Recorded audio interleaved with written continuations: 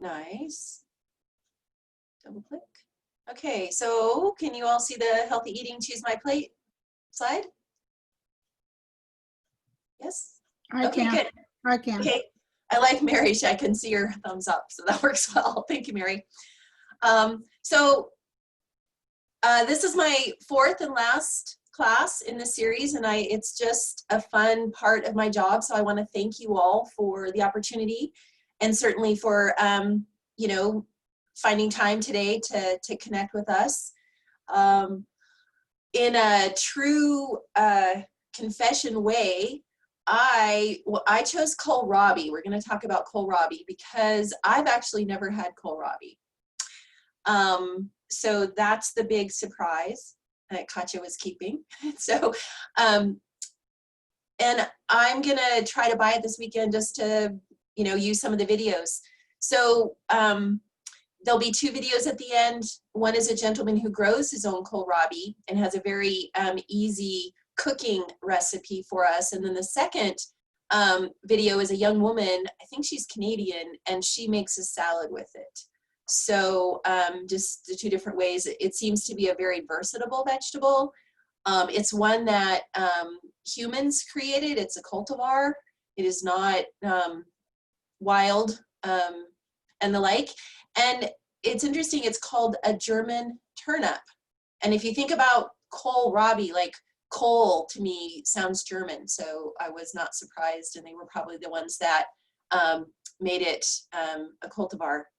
But anyway, so that is the vegetable of the day that we'll be talking about. And I think I have the same few slides that I've had in every part of the series, so I probably won't spend as much time because I think I know Millie's been on before. I know Angie's been on before. Mary, have you been on before with me? No, okay, all right. So this is me. I work across the street from the Tribal Health Clinic, and I'm part of public health. And so CalFresh Healthy Living is the program that I'm in, and I have the pleasure of doing nutrition education and physical activity education for anybody that's eligible for CalFresh Foods. And that's the California name for food stamps or SNAP. SNAP is a Supplemental Nutrition Assistance Program. That's what the feds call food stamps now. And so this is just the family of CalFresh. So that's CalFresh Food or food stamps. There's me. This is trying to get people to, whoa, sorry about that, with job training. And then I always like to stress, especially now we've already had our first fire, anybody can get food stamps after a disaster. And so this is the last part here where CalFresh Foods has its own little disaster response unit. So I don't know if that's a common knowledge in our communities, but I just keep trying to stress that whenever I see people and have the opportunity, because I wouldn't think that I would be eligible for CalFresh food if something happened to my house or I was evacuated. So that's really true that anybody can receive food stamps? I'm pretty sure after a disaster, and it's not for months or months or months, but it's in some short-term sort of way, maybe. Oh, okay, okay. You know, 10 to 15 days, I don't know. And how much is it, do you know? It would be nothing. No, how much is the food stamps they give you? Oh, yeah. A dollar amount. Right, I don't know that either. I should know those things, so cool. I'm gonna learn those. And the employment training, and the employment training, you train somebody to do a little job with the CalFresh. Is that what that's about? The employment and training is CalWorks. Does that ring a bell? So it helps people get jobs. That's what I mean. It helps people get jobs with the CalFresh or just out and about? No, just with anything. With anything. Oh, so okay. It'll be Okay. yeah. So that's good to know. I didn't know think of it as, think of it as an unemployment office. Oh, okay. I didn't know that. And it's where you can go and they'll have they'll have computers for you to use. They'll have you help resume building, they'll practice interviewing, that sort of thing. So and this is online, or they come somewhere, or they go somewhere? Well, I know the before COVID answer. And so there, I know in Lake County, the office is over in Lower Lake, right before the Anderson Ranch turnoff on the left-hand side of the road as you're going north towards Clear Lake. Yeah, I know where you Anderson Marsh is. Okay. So you Yeah, turn so there at Anderson Marsh, and then you go back to the social work service. so that's where you would Oh, get okay. CalFresh food. Okay. Or disaster response, but the employment and training is actually on the main highway. What is Oh, that? I know where you're talking about. I know where 29? you're talking about. Before you get there. I know where you're Yeah. talking about. So, and I don't know, I would call them, I don't know what they're doing now in COVID-19. I'm sure they still have to provide services, and I don't know in what way. Okay, that's good to know. So, Thank you. oh, my pleasure. I love having questions. And so, yeah, just feel free to, I like a conversation is more pleasing to me than a lecture. All right, so this is what I hope what we learned today. You're gonna learn 2 ways to cook kohlrabi or make it, because one's a salad, so you don't really cook it. Understand the nutritional benefits of kohlrabi, and then of course the Choose My Plate, which is my favorite nutrition education part for a simple way to have folks be more mindful of what they eat. I love the graphic. It's super easy, right? Every time you sit down, just half your plate should be fruits or vegetables. I tend to try to make half my plate vegetables and have my fruits as snacks separate. That's just because fruits to me are a little bit easier to throw in your backpack and not have it mush up the vegetables. You know, you can do that with an apple, but you're not going to do that with a tomato, right? So that's just about on the run eating. So if you haven't gone to choosemyplate.gov, I'd encourage you to go. There's lots of handouts and posters. There's a free app that you can download onto your phone if you wanted to have sort of daily or weekly reminders. There's lots of recipes. It's a pretty dynamic webpage for the federal government, so it's good. This is a good children's story to teach any children in your life about My Plate. I think Katja's going to send this out to you now because it's downloadable. And so you're going to get my slides and a copy of this book. It's quite cute. The young little sister, you know, doesn't like trying new foods, and she gets a little apprehensive, and she doesn't think she's going to like it. And then the big brother encourages her, and it's just about the family using the My Plate practice. And then it's called 2 Bite Club because the little girl has to have 2 bites of a new food. And you might know that she, of course, loves everything that she tries, especially new vegetables. And then she grows a great plethora of vegetables for her enjoyment. So that's a book that's coming your way. Another book that I hope there's still hard copies, Katja, but this is a book that is actually written for people on CalFresh foods or food stamps. And I have used this cookbook for 20 years, and I love it because it's just wholesome, delicious food. And you can eat well on $4 a day. And so because of your participation with us today, you actually get a free copy of this. So, and I also appreciate the author. Leanne Brown was getting her PhD at some school back east, and she said, wow, can you really eat well on food stamps? And she was on food stamps at the time and decided to try to make recipes. And so now what she does is there's a charitable component. So for every book I buy, a second copy will be given to a family in need for free. So I buy a lot of them because I like that part, right? And at the beginning of the book, I like it because it talks a little bit, before it gets in the recipes, it talks a little bit about what you need in your pantry and how to buy in bulk, and, you know, try to get a 40-pound bag of rice and 20-pound bag of beans, and just sort of what you need to stock up on to make it affordable, right? So that you get bigger quantities much cheaper.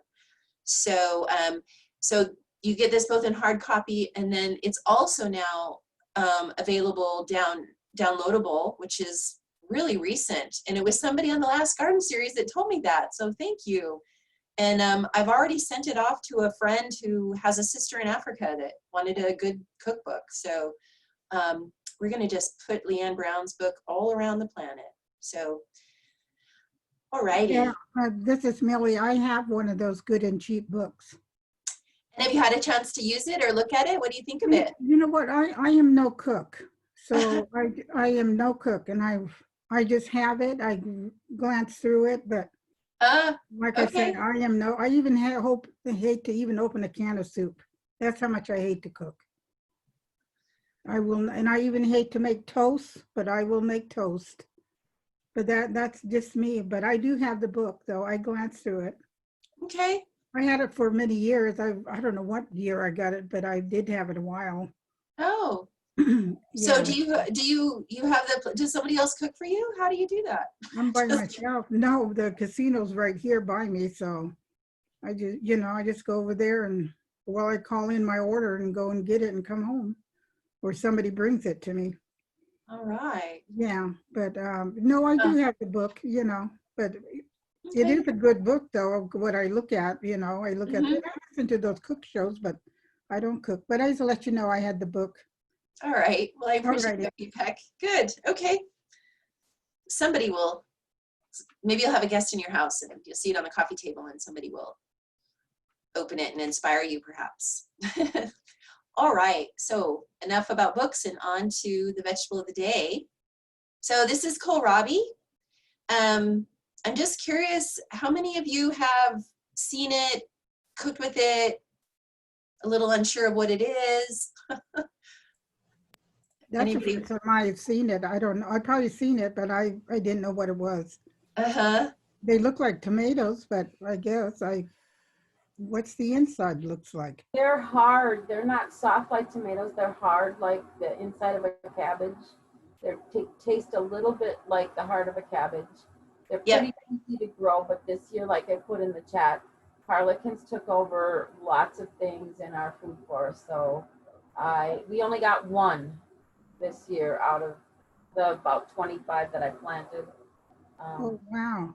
Oh, nice, Mary. You planted kohlrabi. Oh, lovely. I've grown them many other times previously when I lived in Wisconsin, but like I said, harlequins just got a lot of stuff this year, but we usually eat them raw.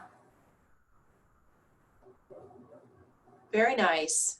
Anybody else want to share kohlrabi experiences? Okay. Yeah, I've had it pureed. That's the only form I've ever had it.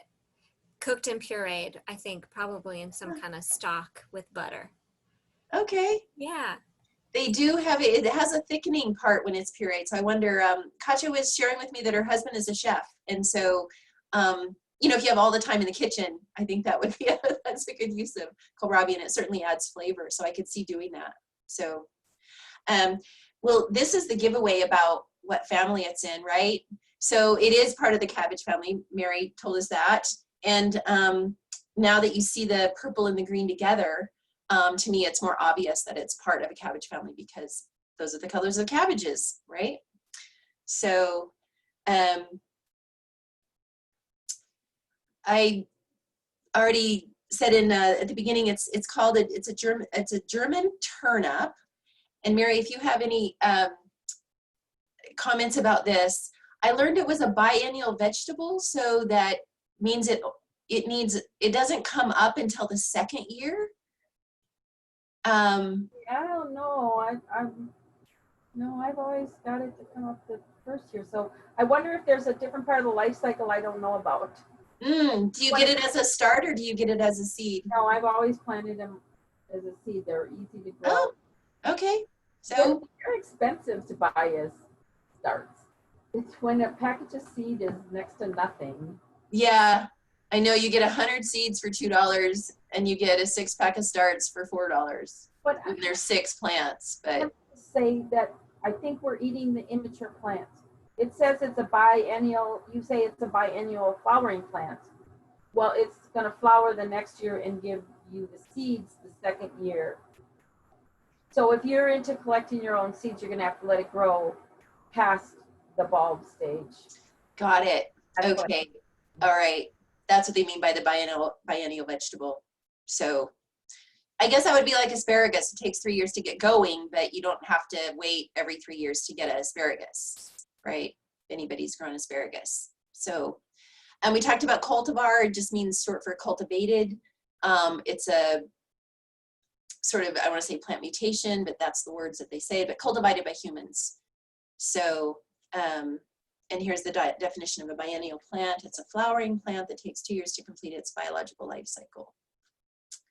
So, but as Mary tells us, you can go from seed to salad or seed to your cooking crock pot, and you don't have to wait a year or skip a year. Alrighty. So it's interesting. I always thought it was a root vegetable, but it grows above the ground. So it is not considered a root vegetable, and it doesn't even belong to the turnip family. Like we talked about, it's actually part of the brassica, which cabbage, broccoli, and cauliflower. And again, it looks like cabbage in the coloring. So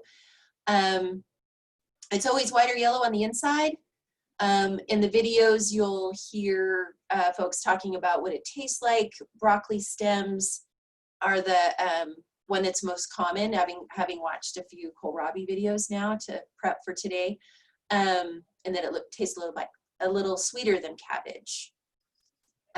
So you can eat the whole plant, and that's what I like about the first video is the gentleman makes both the root, the bulb, as well as the leaves. Leaves and stems are slightly crunchy and cooked similarly to collard greens.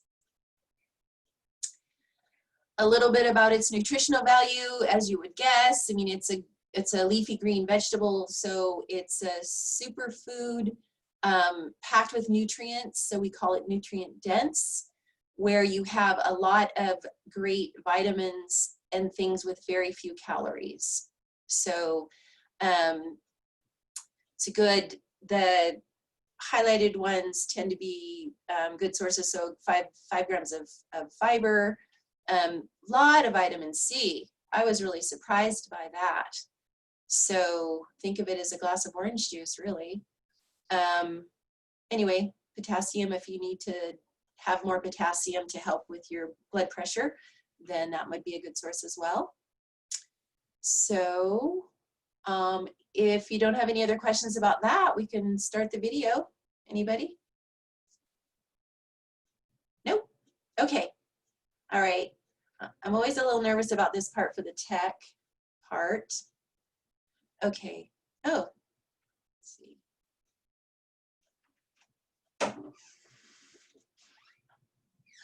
Oh, I want a class. Thanks, so I'll come by. Okay, so.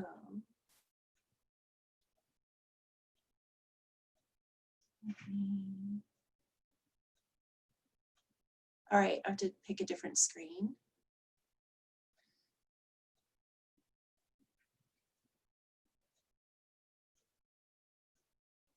All right, can you guys see? You see the video? Or you see a black screen? Anybody there? We cannot. I Okay. don't see nothing. I don't see Yeah, anything. there's nothing. I don't think you're really sharing. And what I sometimes do is shut off my share and then try sharing again. Okay.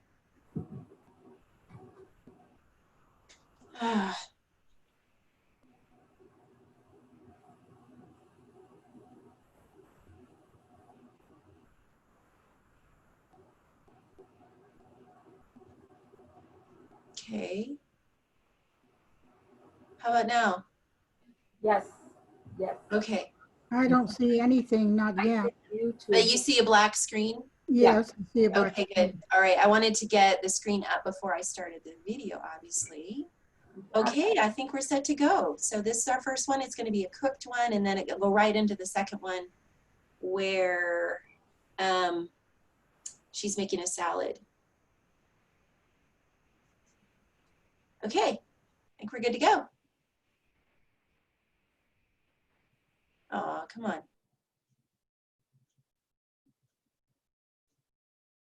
Didn't like that.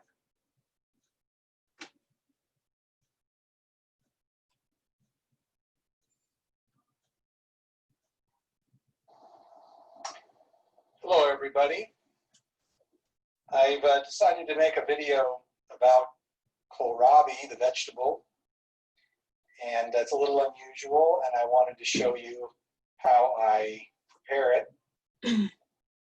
These are a couple of kohlrabi I just harvested out of the kitchen garden. They're very nice. They have large greens, and they bulb up very nice, about the size of a softball or so. And these were grown from Stokes seeds. This is the variety called Winter. And I've tried several other varieties, including white and purple, early Vienna, super schmeltz. And I have trouble with them consistently bulbing up. This variety, Winter, maybe 90% of the plants bulb up nicely. The seeds are a little expensive, but it's worth it.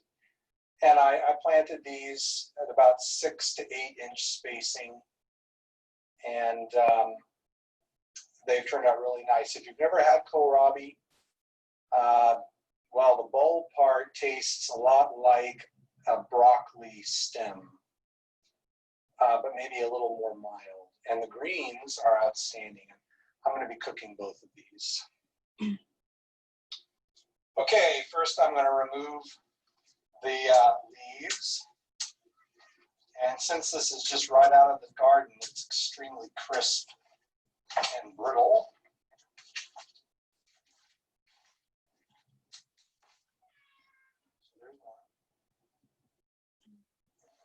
Any yellow leaves you should just leave in the compost pile. There's another one. Okay, now I'm going to peel the bulb. This is the tip or apex. This is much more tender than the base. The base is real fibrous and woody.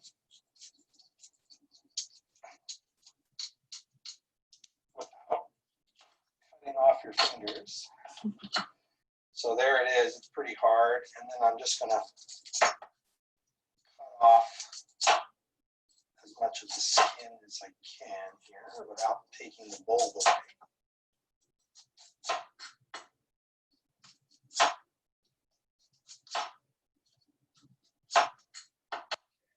Work on the other side. It should come right off. And then I'm just going to very shallowly remove the epidermis. And then I'll use the vegetable peeler to get the rest of it.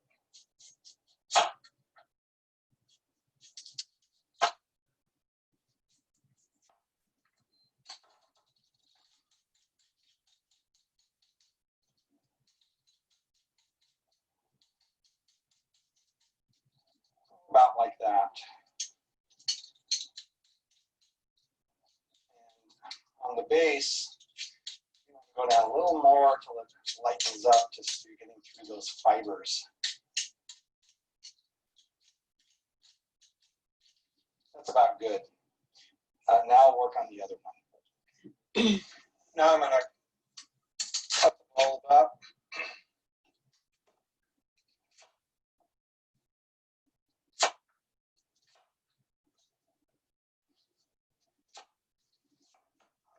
Pieces about this big, and they'll get very tender and succulent when we cook them.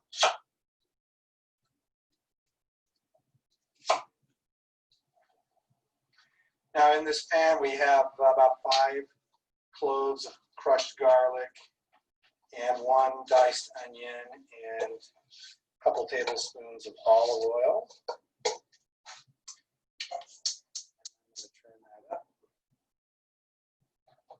Salt and a little pepper, and then I'll dice up the other bulb, and we'll get that cooking. The onions have already been cooked until they're clear. the other bulb now. Okay, I'm going to prepare the greens. Just going to take them off the midrib. Midrib is very fibrous. And what I do is I just wad them up, roll them into a cigar, cut lengthwise,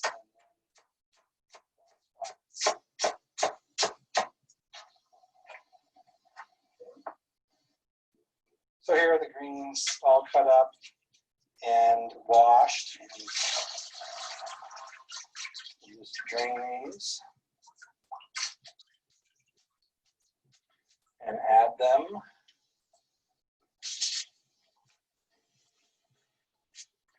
Okay, let me turn the heat up and we're gonna cook this a little while till it's wilted, and then we'll let it simmer for a while. Medium heat.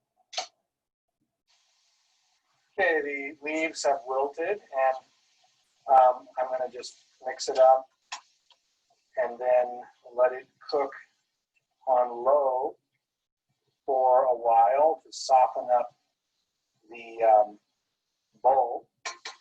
And if it gets dry, I'll put in a little water. Okay, so it's all cooked. The kohlrabi is just tender and tastes really, really good. So now what I'm going to do, there's many ways to finish this. We often use oyster sauce, or you could do a curry or whatever, but I'm going to do a cheese finish. So this is just grated sharp cheddar. Put in a little bit of that, and then a little bit of feta cheese.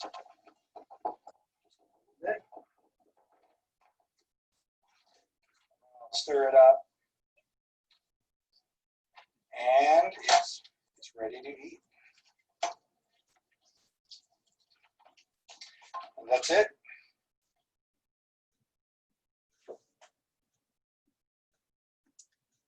Okay. All right. So on to the next one. I liked in that one that the kohlrabi is the base, and then you can sort of finish it in whatever way you want, in an Asian way with oyster sauce, or a curry in a more Thai or Indian way, and then I guess the cheese would be an American way. So anyway, all right. So.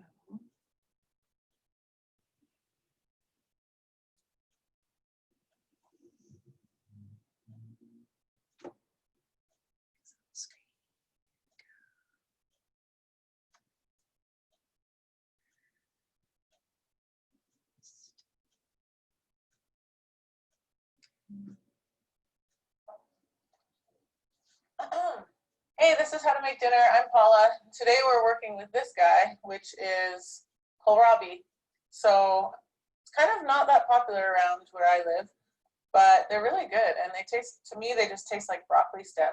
So I'm gonna make a quick kohlrabi and apple salad, and you can take it on a picnic, you can bring it to a potluck, you can have it, pack it in your lunch, you can do whatever you want with it, really. It's just really nice, easy salad. So stick with me.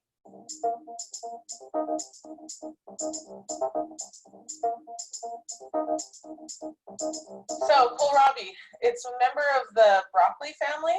Broccoli, cabbage, cauliflower. It's the brassica family. And it's just honestly tastes exactly like broccoli stem to me, or maybe a bit of a cross between broccoli stem and a turnip. So it's got a little bit of a kind of earthy flavor. It's so great, and I love vegetables that are so big and you get a lot, like the whole thing is usable. There's no, you know when you buy a squash and like most of it is seeds, so you think you're getting this big thing, but once you hollow it out, it's not a ton left. So I like that with kohlrabi, you're getting like a solid amount in the end. And so when you're peeling it, you need to actually use a knife. You don't want to use a vegetable peeler because the skin that you're removing is actually quite a thick layer. So a peeler just won't do it. You want to take a knife to this guy. In terms of slicing, you have some options. You can either cut this up on a mandolin really thinly and cut little matchsticks, or you can do the whole thing by hand. I like to use maybe the oldest food processor in existence. This was, I think, my grandma's, and then she gave it to my mom, and then my mom gave it to me. And it's being held together in multiple places with packing tape. So it's probably not food safe. I probably should get a new one, but for now, this is what we're using. So, and I have a grater blade attached to it. And I'm just gonna cut the kohlrabi into pieces that will fit.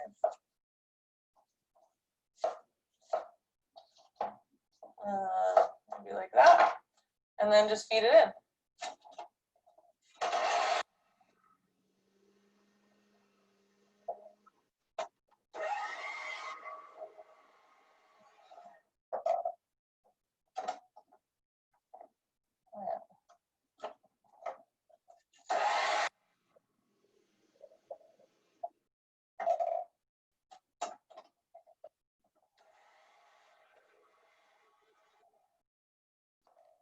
And while that's still in there, I'm just gonna top it off with some apple. I'm gonna put 2 apples in. This isn't really a recipe, by the way. This is more of a use your own judgment kind of ratio thing. I think 2 apples for that kind of big juicy kohlrabi is about right. And that was a really juicy one, by the way. Sometimes they're a bit drier, but this is a nice one. Chuck these in.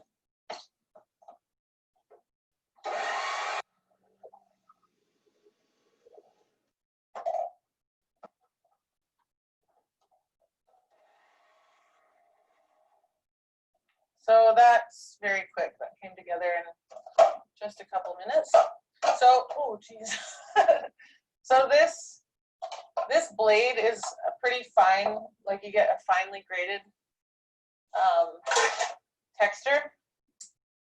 To be perfectly honest, if I had a different food processor, I would have preferred a little bit of a coarser grate, but that's okay. I got a giant bowl because I felt like it. So I'm going to dump all of this into the bowl. So you can see it's quite fine. It's still very obviously shredded though. It doesn't turn to mush. It's actually pretty nice. It's like really, really fine. So into the bowl, I'm going to add a little quick dressing that we'll make. So I've got some yogurt here.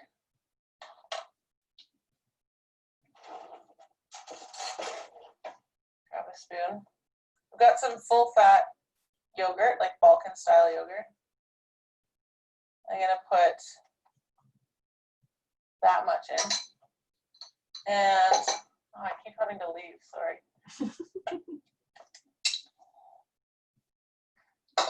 And I've got 1 lemon, so I'll squeeze that in. I'm gonna use this cool thing. In any competition, this juicer wins in speed. It doesn't win in terms of like getting the most juice out. Those ones that you kind of do by hand usually tend to get the most juice out because you get all the, the actual pulp and stuff. But these guys are so fast. That's why the bartenders use them. And quite a good pinch of salt. Like a 4-finger pinch. And plus a little bit. Salt is it's just the thing that makes food taste good. You just need it. And you know what? When you're making food from scratch, you're saving so much salt. Like you're not getting all the salt of the prepared foods, and like canned foods, all that stuff has so much salt in it. And fast food and restaurants, you have no idea. Cooking for yourself you're guaranteed to have less salt in your diet. So I'm gonna dump that in. And if you think you have too much, just hold a little bit back. You can always put it in the fridge in a jar and use it another day.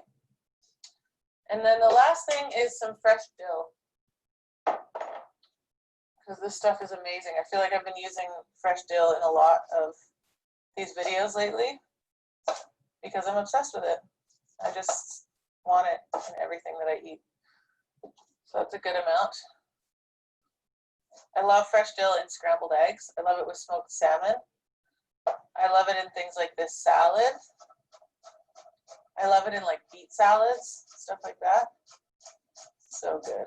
So refreshing. So this is a good handful. So I'm curious to know if you've used kohlrabi before and in what applications you've used it before. It's really good for eating raw, but it's also really good roasted. And you can do things like make kohlrabi fries, like oven fries, which is really nice. It's great for a soup, like a blended soup. Basically anywhere you could use potato. No, but you can also eat it raw, so it's not exactly like potato. It's just great. It's very versatile. So that's the salad pretty much tossed together. I'll just stick it in a little bowl here. Because this bowl is massive and you can't actually see what it looks like.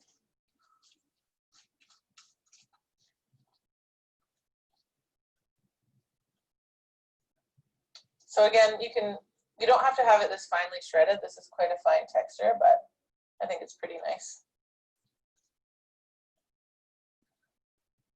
And there you have it. So that's a really fast kohlrabi and apple salad with dill. Oh my God, it's so good. It's so crunchy.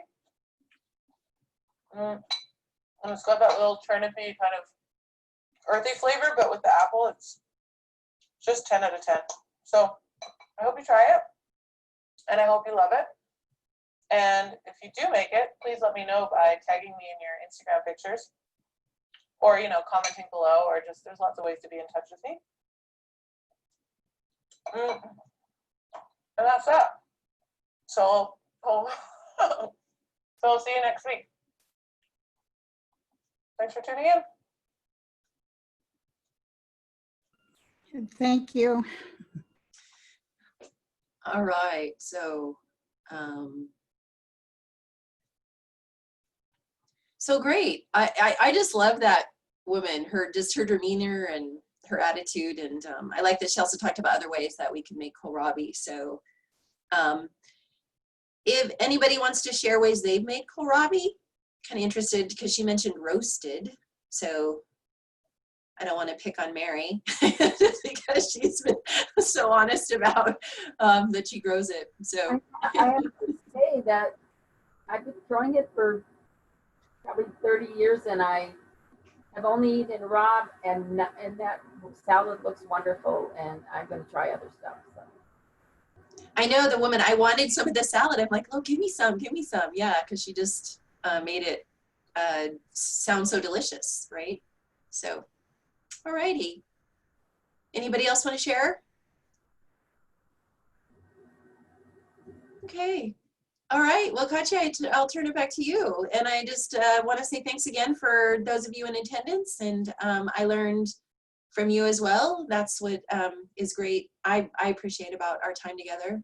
So, and it's time to put in our cool weather crops. Just another little garden plug. I'm going to be planting in several elementary school gardens, snap peas, cauliflower, broccoli, kale, spinach, chard. I'm trying to think what other little starts I have, and spinach. So anybody else got some stuff planning to plant? That's hard to say. We're planting lots because we're growing a food forest. So there's. What'd you say? You're growing a food forest? Yes, we are. I love that term. Can you tell me more what that means for you? Food forests are where you put in mostly perennial things that you can eat. You plant guilds, which are groups of plants that are the companion plants, and they're usually around a tree. And so far, we have 3 berms. We're putting in the 4th berm, and it's a permaculture principle way to grow food. Oh wow! All right. Well, I'm going to Google that for sure today. Nice. All right. Glad you will, and watch for us because we're a new, very new nonprofit. We would have been doing stuff before now, but COVID has kept us from doing as much as we want to. But we're called Luwa Food, Forest, and Cultural Center over in Clear Lake. So we're Excellent. Okay. Nice. Today's hot tip. Great. All right. Anybody else want to share before I turn it back to Katja? All right, Katja, it's all yours. All right, everyone. Thank you so much for joining. We'll see you in a couple weeks. I believe on October 16th, we'll have our last garden class on herbal remedies. So I hope everyone can join. Thank you so much. All right, everybody have a nice day. And Thank you. Carson, who is going to be doing that, the herbal, with the next class? It's with Gabrielle O'Neill, and I believe she's with, this is independently. I know that she's with UC Master Gardeners, but this is a kind of side project for her. Yeah, I know you're talking about. Oh, Okay. okay. That's going to be Perfect. interesting. Yeah. All right, thanks for joining. Yep, thank you. All right, Bye. bye everyone. Have a good day, you guys. You You too. too.